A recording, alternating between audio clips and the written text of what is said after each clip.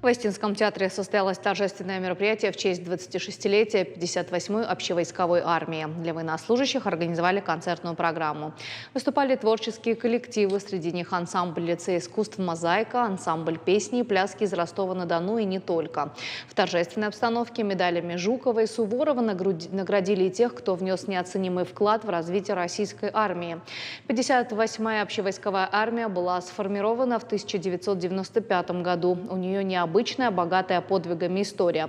В 2020 году указом президента России Владимира Путина 58-ю армию наградили орденом Суворова. Со времен формирования, тут правильно сказал один из командиров, что армия ни одного года не находилась в покое. Ежегодно выполняет боевые задачи и по сей день все, кто стоят в строю нашей большой, родной для нас всех армии. Поэтому сегодня я вам поздравляю с 26-й годовщиной, крепкого здоровья.